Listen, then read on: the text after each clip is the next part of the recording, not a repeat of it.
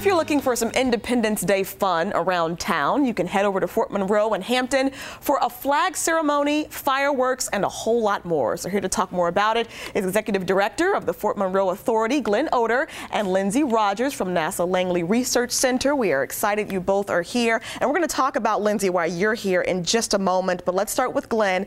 Tell us about 4th at the Fort and what people can expect. Well, it's a great day. Come to Fort Monroe for the whole day. The beaches are open. There's lots of fun things to do at the Casemate Museum and so forth. But in the evening at 5 o'clock, that's when the food vendors will be set up. At 6 o'clock, we're going to have some community activities for people to do. At 7 o'clock, the United States Air Force Heritage of America band plays. They're great.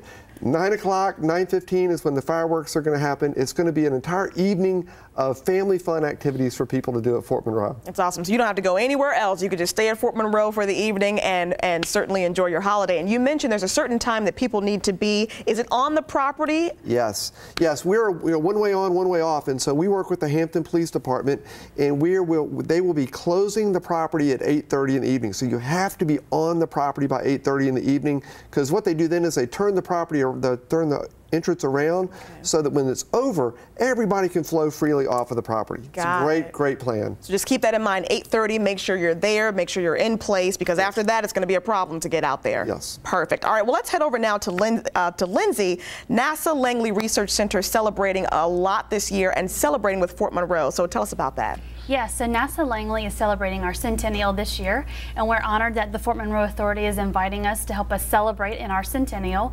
We're going to be there with a variety of family-friendly activities that highlight all of our mission areas, including exploration, earth science, game-changing technologies, and aeronautics. So we're really excited to be there.